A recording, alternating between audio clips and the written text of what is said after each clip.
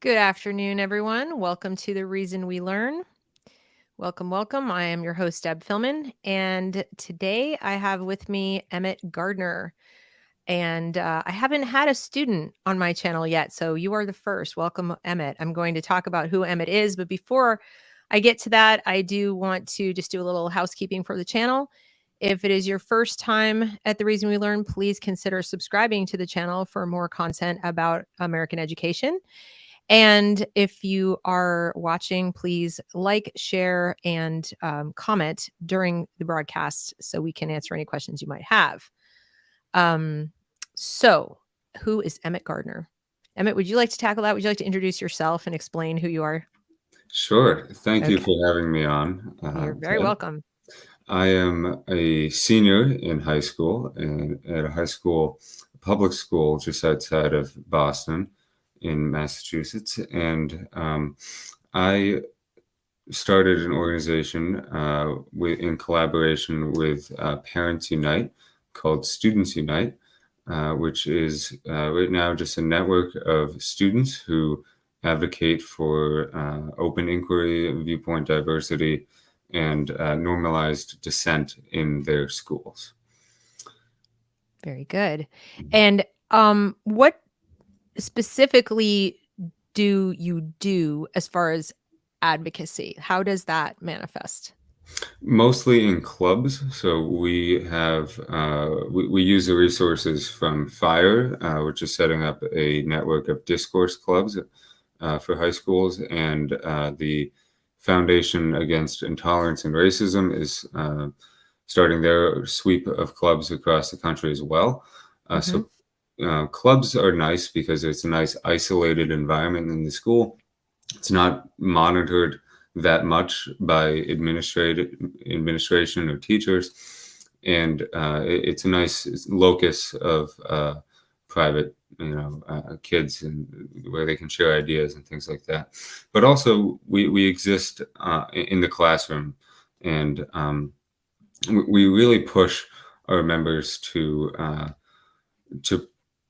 take initiative in discussions when viewpoint diversity is not being adhered to, speak up, disagree with the teacher, and do it in a way that is most respectful and academic.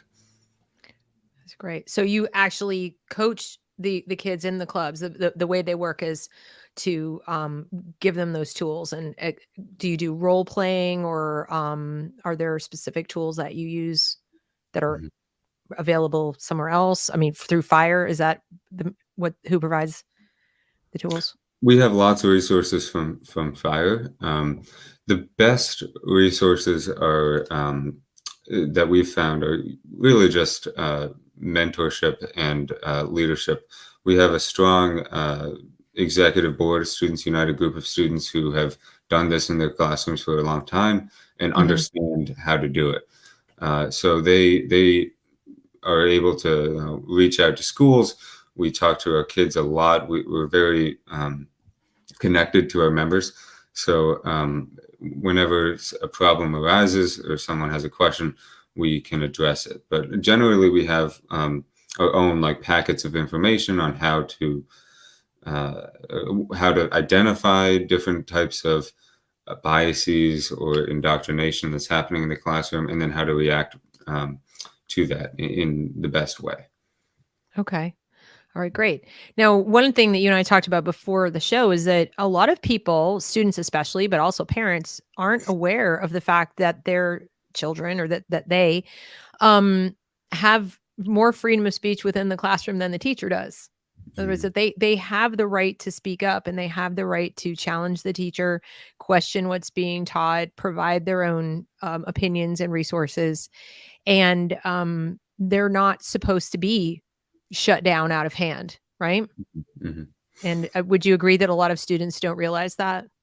Absolutely. I bring this up to the students when I talk to them, and they just had no idea that this was even a policy or a decision by the Supreme Court in Tinker, but also a president that has lasted for a long time. The, the school doesn't talk about it. Teachers don't don't feel the responsibility of helping students understand their free speech rights. They would rather keep their voice the loudest in the classroom. That's what they want. Or possibly the students who agree with them, right? Exactly. Yeah. Yes. They So embolden those ones. yes, of course. And so that would bring me to my next question. Do you help the students understand how to push back on other students? So it's one thing to be challenging a teacher in a class, doing it respectfully and so on.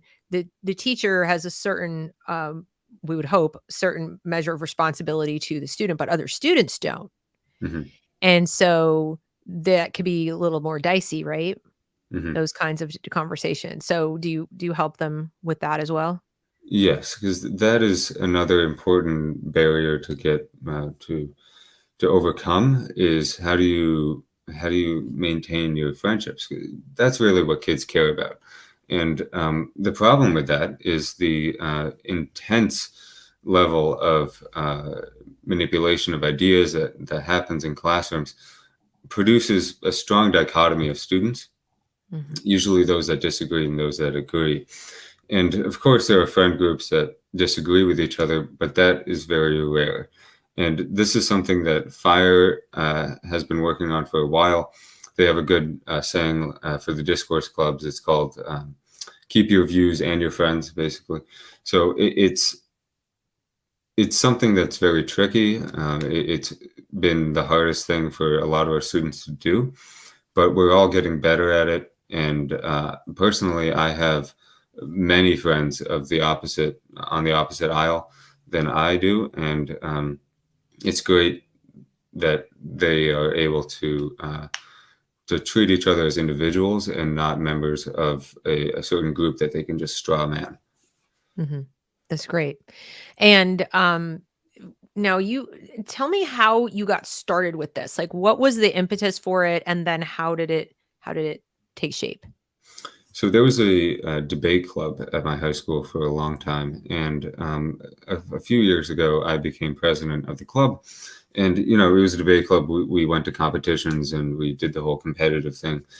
And I was not attracted to that at all. I actually thought it was highly manipulative of the actual meaning of debate in a free society. That's a separate point, but I transformed it into more of a discourse club where any student can come join the environment that is student controlled, student centered, absent of a intimidating teacher, and represent their viewpoint in a structured, respectful manner that leads to the best marketplace of ideas. And we designed it around a few important principles based on like John Stuart Mill and all of these Enlightenment philosophers behind the liberal education. So that was what I started at the beginning, and that grew, and we started taking on more roles dealing with orthodoxy. We actually encountered a number of problems with the administration at our school. They would rather us be a debate club in the traditional sense. They didn't really like the idea that students could go to an environment and hear the wrong thing. So we encountered these problems and then reached out to FIRE and Parents Unite. And then luckily we were able to overcome that and launch Students Unite. And it's been an important resource for many students. I'm going to I'm going to do like a quick screen share and show people the website so they can kind of have eyes on basically and see what it looks like. So this is Students Unite, empowering students. Mhm. And you can go to this website. It's at parentsunite.org//students hyphen unite. And this is what he's talking about: open inquiry, viewpoint diversity, normalized dissent. This is so important, Emmett. Mhm.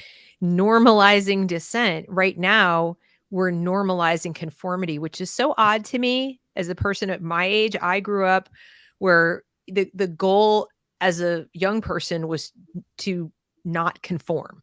Right. Like the more of an individual you could be, you would have your friend groups and so forth. But even within your friend groups, it was considered completely appropriate, even desirable, to be your own unique being with like different views than your best friend. Having, sounding like little zombies who agree with each other and spouting the same talking points is relatively new. And Mhm. so it's kind of sad that we have to bring this back. It's okay to disagree. It doesn't mean they're a bad person. Mhm. Um, Open inquiry, viewpoint diversity, and normalized dissent. So, and that's another one, viewpoint diversity. Just the idea that it's okay for there to be different viewpoints because we are different people. And so we're going to think about things differently. And that is actually desirable, right? Right. So, I mean, not always. When you have to solve a problem and act in the end, you got to come to some kind of consensus. But when you are in that phase of discourse, like you said, eh, you have to be able to do that in a healthy way before you can actually debate. So I can imagine that when you went into what was you thought would be debate, it wasn't actually debate. It It was never more is. just argue and shout down the other person kind of thing. Is It that was, basically yeah, it was that. It was a lot of homogeny, especially in a debate club. I was surprised at the level of uh, concurrence in the group that I joined, and I honestly don't know how that if that's replicated at other schools, but I've heard similar things. A debate club is for a certain demographic of student. It's for the person that likes making speeches and going to competitions and winning prizes, right? So that's what the debate club caters to, and right? we attracted a whole different demographic of student. It's the student that is interested in political affairs, maybe doesn't want to compete in a competition for it, but is interested in the exchangement of ideas, wants to voice their opinion, and that's the demographic of student that we attracted. Right, right. And I think there's a need for that. It So, may not have always been necessary because you could do that within the classroom, right? And um, thinking back to when I was in high school, not so much in public school, although I don't think it was as difficult in public school as it is now. But when I shifted over to private school, it was not only encouraged, it was almost required, that your participation had to be active. You had to share your views, and the unspoken rule was you let the other person speak until they're done. And if you have something to say, you can respond, but you have to be polite and you have to be, you can't attack the person. You have to go after the idea and you have to bring your, evidence and so forth. So it's not debate per se, but we would have discussions, whether it was about literature or history or current events. I just remember in high school having spirited discussions, let's put it that way, right? And you would leave the room and it would be like, maybe there'd be ruffled feathers, but it wasn't you're evil and now I'm going to beat you up. So that you didn't mhm. have that sense of intimidation, that this was not a safe place to speak your mind or ask a question that was kind of challenging or out there. And now I feel like students are, I mean, I'm guessing, um, much more inhibited about even sharing their own point of view on anything. Yeah, yeah, and it's a product of what I believe is a detracting definition of what is up for debate. Um, you know, when you are in a classroom with an activist teacher, um, there is a very small amount of topics that you can properly represent in class without clearly upsetting the teacher and the outspoken students in the classroom. So what that does is it really limits the amount of debate that can happen, and they will claim that they are fostering a healthy debate atmosphere when they're debating, menial things, things that are not that don't represent the true political organizations that are prominent in the U.S. today. That Mhm, doesn't exist. It's mhm. a debate within maybe the theories that they are espousing, but it's not a debate on what another person would say, or another prominent party or political ideology would say in the U.S. So they think it's balanced, and it's not their fault. They're kind of seduced into thinking that it is balanced. Truly, it's not. And any outside perspective on that, when of course parents see it, or activists in Parents Unite, they're shocked, clearly. Can you give us an example? Like, I mean, just something that you've witnessed or heard about from some of the students in your organization as far as what is and is not allowed to be debated and or discussed in class? Mhm. One thing that sticks out to me, and I reference this a lot when speaking at different places. I was in a class last year, and it was a class purely devoted for academic inquiry, research, pretty much debate, but mostly academic writing and research and things like that.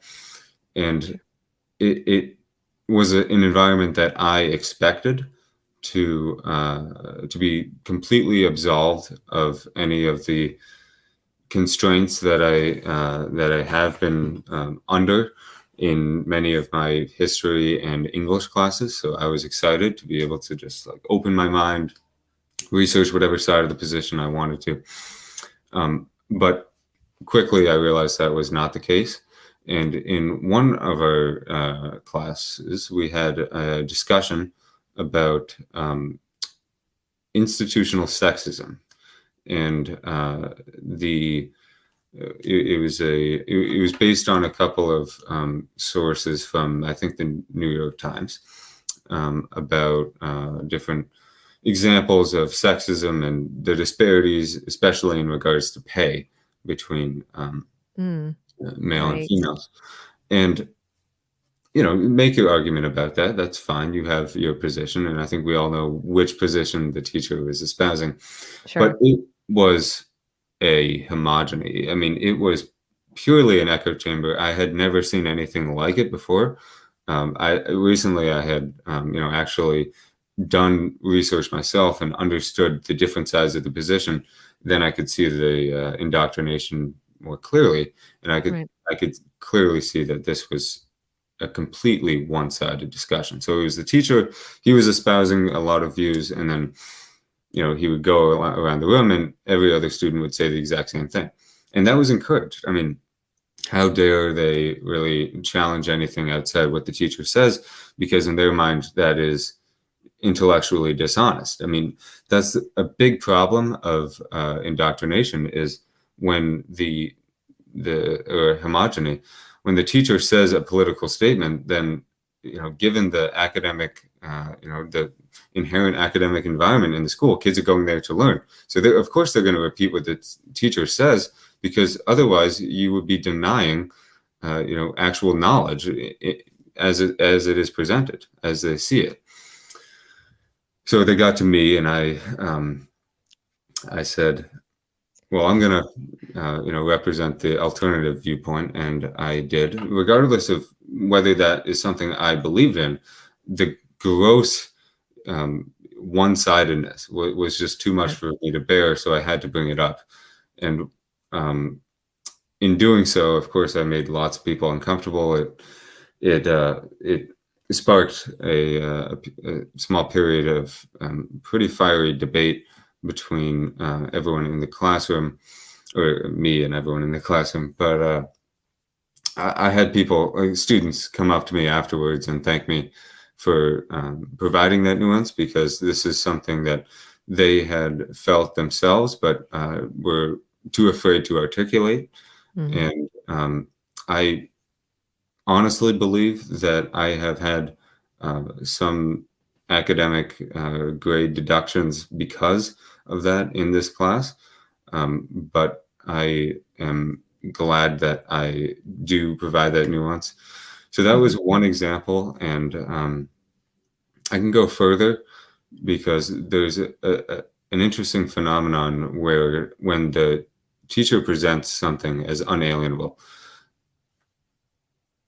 anytime a student agrees with that point, there is nothing for the teacher to really correct or mend the logical gap. So when we were going around the room, and this happens all the time, a student would say something wildly ignorant and just you know, misrepresenting any sort of reason. They made you know, atrocious fallacies, and the teacher doesn't stop it. The teacher has no incentive to say, well, let's consider, you know, maybe you haven't considered all perspectives, or, you know, this doesn't sound right.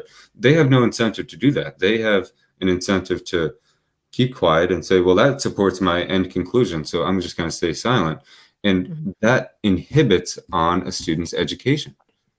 Well, that's what an indoctrinator does, but not a teacher. Exactly. So, I mean, to me, and hearing you describe that scenario, I could stand in a classroom and have, 10 out of 12 students say things that I, you know, that support a conclusion I share or a conclusion I've come to, but they do it badly.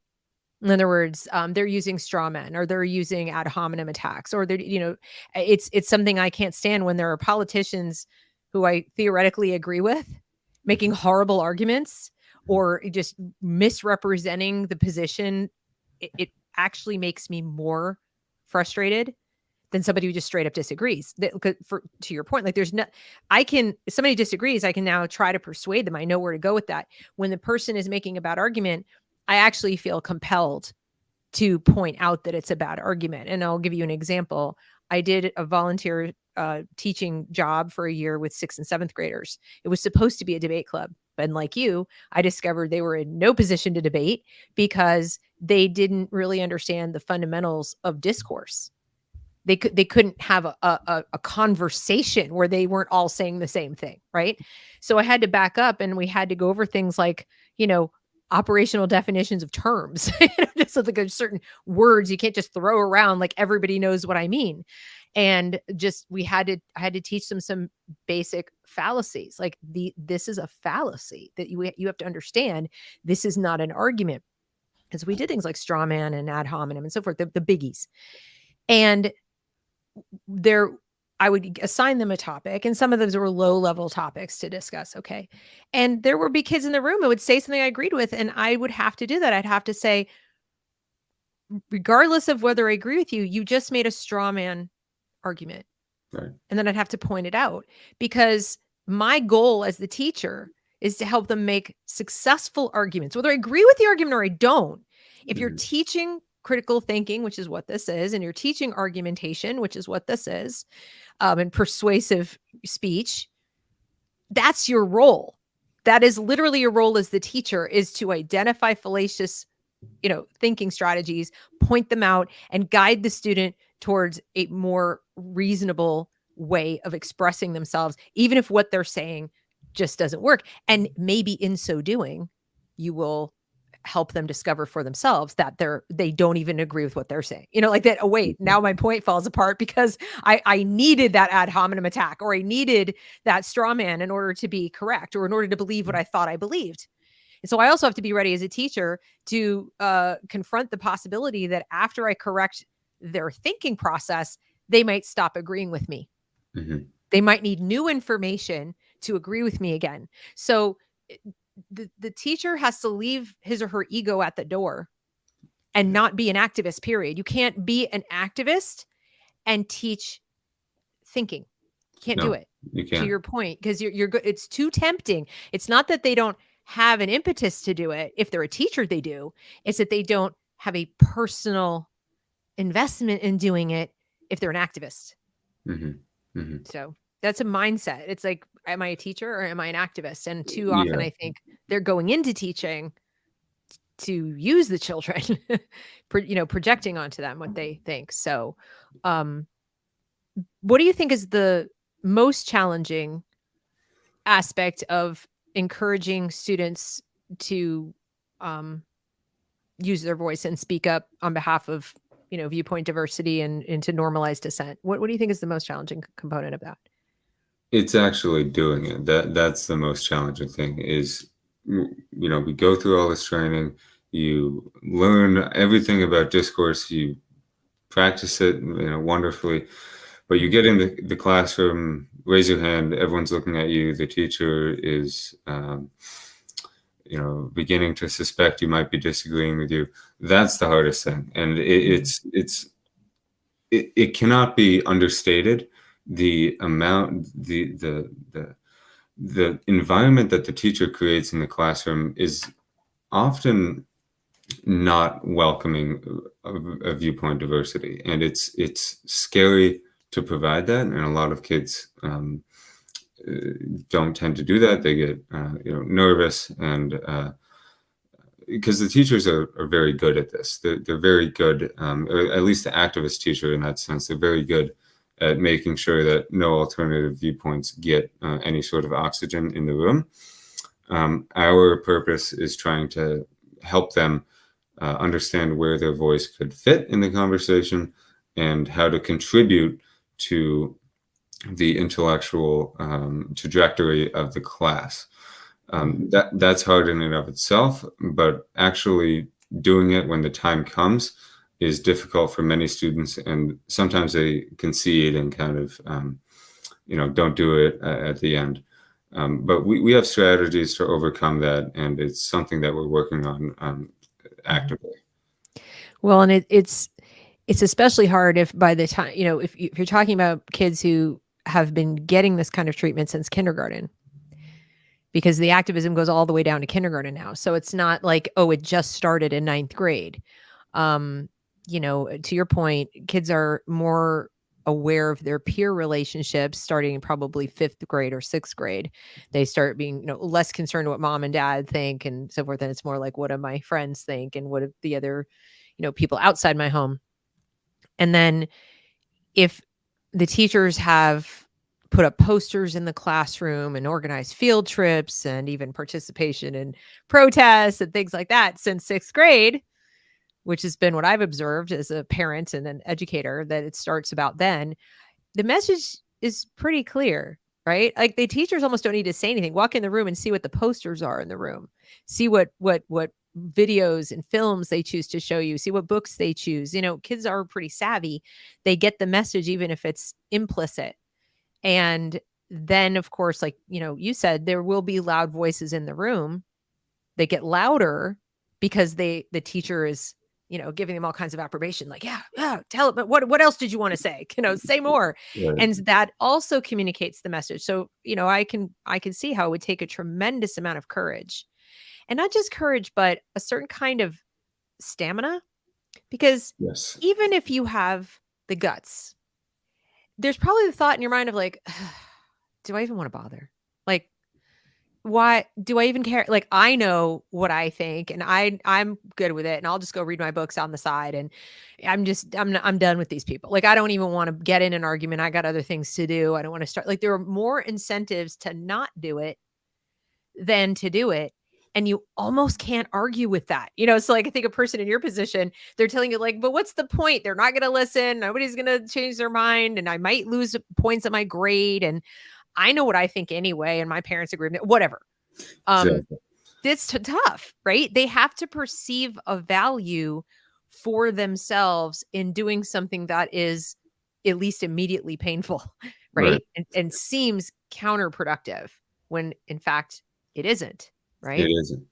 So what the environment that the teachers have created is one that encourages that sort of thinking. When you want to dissent, they make sure it doesn't go anywhere, So what we do is really hammer home the meaning of education. Why are you there? Yeah. What is it designed to do? Like, what is your role in this actually? And they're able to understand, all right, well, this doesn't line up with that definition. They're able to identify it easier, and then they have a reason to speak up. Because now they're saying, well, I'm helping everyone else in the classroom who's scared to speak up. That's number one. Number two is I'm putting the teacher in check to some degree. And number three is I am upholding the actual purpose of education, what it was intended to do. Is there nothing more virtuous than that? Can I get, can I do anything that is more fulfilling than advancing the very purpose of education. So that's what we tell our members, and it's quite persuasive. You're right, the stamina question comes up a lot, but that's what they would want you to think. They want you to say, what's the purpose in dissenting? Sure. Well, Right. no, you have to. Right. Also, there's uh, a sense of personal power and ownership. This goes to your what's the purpose of education thing. Um, I try to tell my kids this, that you own your education, and it doesn't stop with the end of college or whatever. It's your whole life long, right? School is just one of the places. It's one of the venues where you will be getting an education, or should be. And that is yours. It's the one thing, once you have it, it can't be taken away from you, right? Pretty much everything else you have can be taken if it's a tangible thing. Education is an intangible. It's difficult for anyone else to measure whether you got it or not. That's for you to decide, right? And you will measure it your whole life long based on what it was that you were hoping it would do for you, right? Or how it would enrich your life and all that. So I think instilling a sense of personal ownership helps students feel more protective of that this is my opportunity. And so, yes, there's the sense of I'm helping my fellow students. I'm helping keep the teacher in check. But also, I think it might be worthwhile to say, this is yours. Just like, and anything that is, it's part of your life. And I come from a place of, you own your life. It's yours. It belongs to you. And therefore, the time that you spend in school, that's your time. That's your life time. Mm-hmm. And the effort you put in there is going to either deliver something to you, or you just spent it. Like you just were biding time.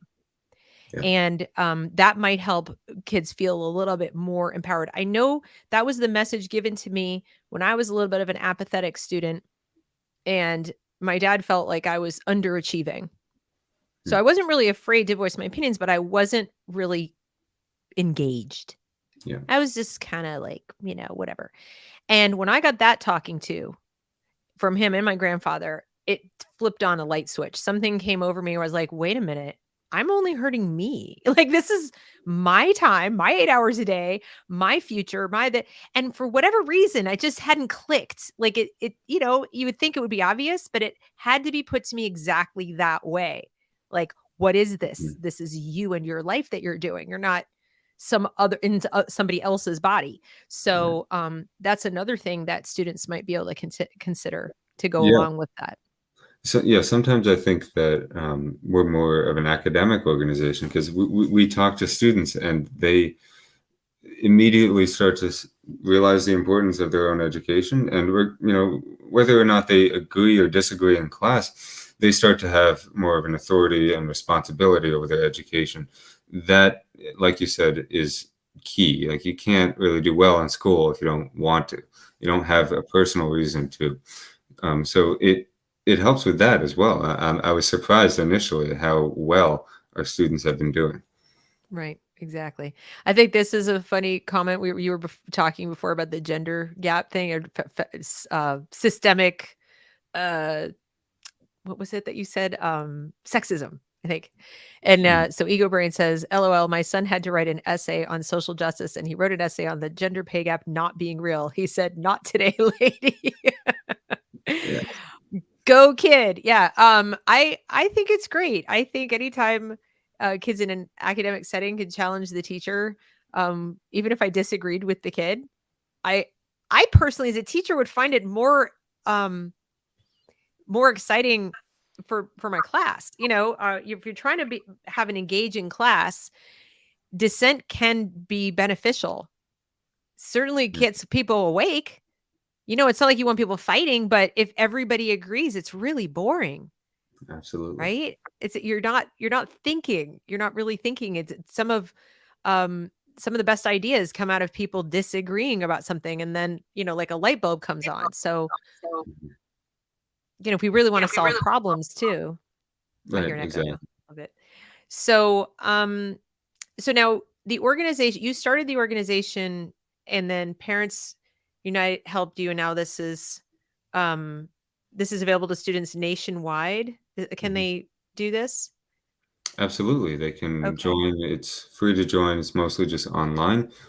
We provide resources for them to employ in their school. So they can go to the website and sign up there, learn all about us, and then receive an influx of materials, insight from notable organizations. We have connections at all the different prominent organizations in viewpoint diversity and education, and we can really cater to individual needs on a case-by-case basis. We really want the community impact to be emphasized. That's great. Now, getting a little more personal, though, I think there are probably people in the audience who are going to be asking, like, well, how did Emmett get like this? Because we're seeing so many kids who are like, they're either asleep at the wheel or they're not, or they're just, out there protesting, like doing whatever the teacher wants them to do. So, there are probably parents and other adults who are saying, okay, tell us about you, Emmett. Like, what were your influences? What do you read? Like, what do you attribute your critical mind, your active mind to? What were your influences? Well, I was unconcerned with viewpoint diversity up until I realized that there is no viewpoint diversity. So that is She's like, what didn't happened. even notice it, and then it was gone. Exactly. So Okay. I was always politically apt and liked researching different sides. I was somewhat of a nomad. I never really had a certain position on anything up until high school. I really was into politics because it looked fun, and I liked videos of people like debating and absolutely destroying them, as often said. But then I started to get into the academic part, and I started really doing it because I liked doing the exercise in my head. Like the actual academic prerequisites that go into adhering to a certain position. So I read people like Thomas Sewell, Jonathan Haidt, see, James Lindsay, Helen Pleckros, scholars like those who are aiming to really explain what is going on, the different political sides to an opinion, and then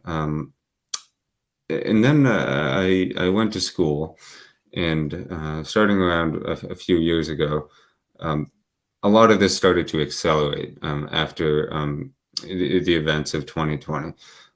So you started to see this more clearly, even if you weren't primed in all the reading that I have been doing.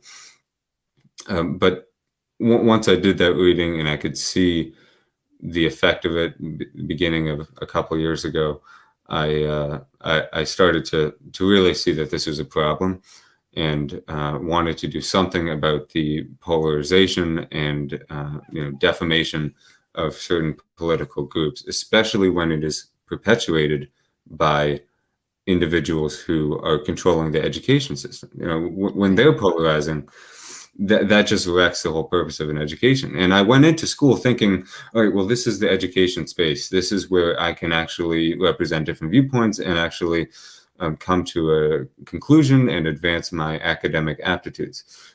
I was wrong. I was dead wrong. And that shock that this is not what I thought it was going to be after reading John Stuart Mill and Jonathan Haidt. So I started uh, doing the club and then I started the organization. Okay. So you kind of came to it organically, but you started as a person who was sort of already interested in politics and that kind of debate and so forth. And because I ask most of my guests this question because it always fascinates me, like, how did you become a thinker? Right? Different people arrive at it differently, but what was it for you? And you described, reading on your own. And Thomas Sowell is the number one person who comes up. I mean, if I had to pick a writer who's mentioned, by my guests more, I wouldn't be able to do it. He's the number one, and I can only guess that it's because he he's written, first of all, so many books. So he's Mhm. touched on so many aspects of the current topics in American public discourse and politics, right? Whether it's, economics or just social science, it's all in there.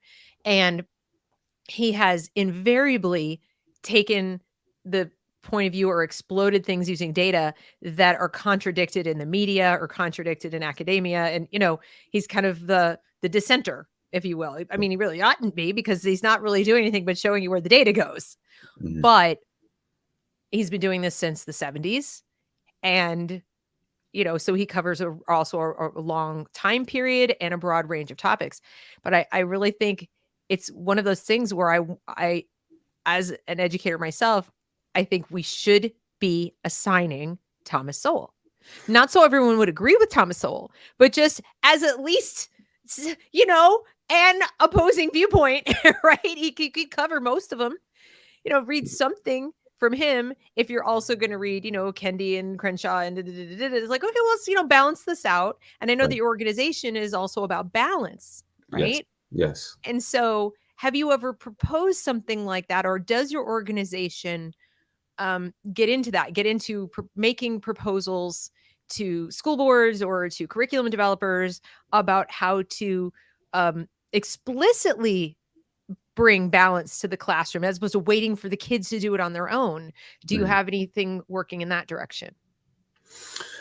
Well, off of what you said about Thomas Sowell, he has a repertoire of information to use as a balancing tool. But also, I find books such as A Conflict of Visions to be I love that book. tremendously, Yeah. yeah, it's balanced, right? So, Yeah. like he wrote it, very carefully, I think, and he was trying to introduce the balance. I would not have read Thomas Sowell had not I was introduced to him by a professor of mine. So he was at a someone I knew from the school introduced him to me, but no one at my school knows about him. I had talked about Thomas Sowell to many of my teachers who had not even heard of him, and Right. you don't have to agree with him to know him. I mean, at least understand the other position because he articulates it better than most people, right? Right. So that's a big problem I have. It's like it's so visible the amount of imbalance that education has. Off of Mhm. your question, though, we are not pursuing anything directly related to proposals for the school board, especially in the schools that we're affiliated with. Have the most isolated administrations and school boards that I've ever seen, at least in my experience.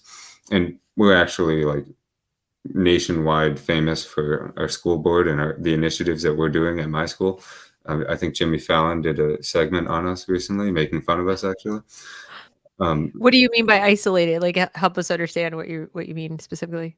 it's impossible to get through to these people. I am not Oh, even okay. surprised. Well, that doesn't surprise me, but, and then you probably Massachusetts, I think, like most states, doesn't really allow the school board to make big decisions about curriculum. It's handed down from the state, right? When it comes to curriculum. I believe it is. Okay. Massachusetts is a bit weird on that. But even if it was handed down by our curriculum, by our administration, it would be the same, honestly. Yeah. You just wouldn't be able to get through. So, Yeah. I mean, maybe it's just a matter of on a case by case basis, kids could recommending to teachers or something. I mean, give them the benefit of the doubt that they just were poorly educated themselves about the options out there. Um, and activism is all they know. I mean, that's a possibility. I don't know. It's probably remote, but I just Yeah. think, listening to you speak, give kids an opportunity to see the other side, or even not the, as you point out, not the other side in terms of polls, but just another view Yes, exactly. on the Exactly. same topic could even come to the same conclusion, but it's a different viewpoint that you don't usually hear from an It, actual economist and social scientist. it's hard to talk with these people because there are just different definitions for different things. Like if you mention diversity and you're talking about viewpoint diversity, they think it's diversity of something else, Yes. one of the things, right? So it's almost like a conversation that is extremely difficult in having. And if you go to a school board and say, why not present the other side and balance? They're going to think that, they're going to dismiss it at, they're just going to dismiss it before any sort of reasoning. A priori is what I meant to say.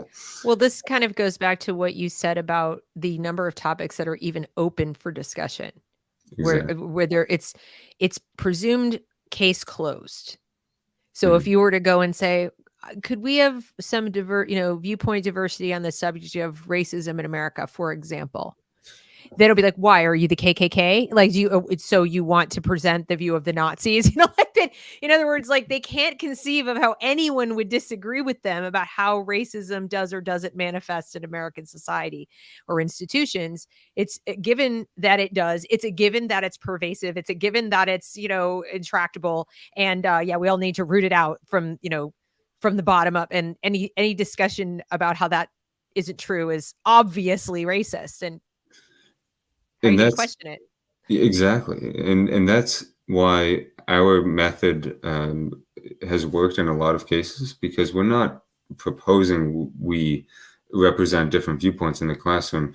We are students going in and doing it ourselves, and that has Right. tremendous effects. You can't get in a classroom through the administration. In my opinion, you have to do it through the students and the teachers involved. And when the teachers can't do it, it's up to the students. So our approach is quite different from a lot of the things that I've seen so far, but our results have spoken for themselves. That's fantastic. Well, I am really glad that you're doing this, and I'm sure that my audience is too. So, just to recap, the interested students, high school students, can go to this website.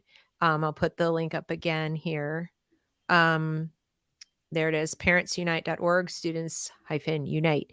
You can sign up there and start doing this in your own school district, right? Yes. Is there like a minimum number of kids who have to join from a specific location, or is it just any kid who does this individually can get the materials and get what they need to do it on their own? Not at all. We encourage students to do it by themselves in their school if no other option is available to them. If you're the only kid in your school that knows about this or is even concerned with diversity of viewpoint, use our Mhm. resources, do it yourself, and then you'll probably notice you'll start to get more students on board with you. That's fantastic. All right. Well, I'm going to make sure I broadcast this video and the website out to all of my platforms. I would ask my audience watching right now to please do that as well. We really want to empower more students. I think we adults can go yell it into microphones at school board meetings, all we want. It's not going to have the impact that individual students will have speaking up on their own behalf. It's their education.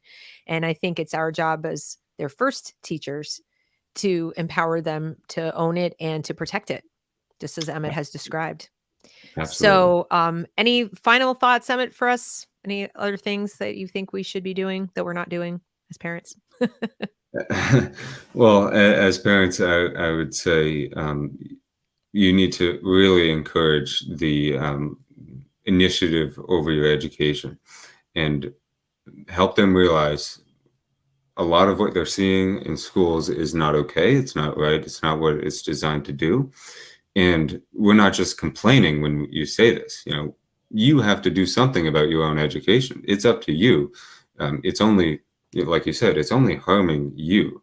So you need to do something, speak up, raise your hand, and start advocating for the true purpose of education in your own schools. Fantastic. What a great way to finish it off. So, thank you so much for coming here to talk to us today and sharing your wonderful organization. And please everyone share this video on your own platforms and encourage other students to join in Students Unite. And thank you, Emmett. You're welcome here anytime. If you have anything else to report to us, please let me know, and have a great evening, everyone. Of course. Thank you for having me. You're very welcome.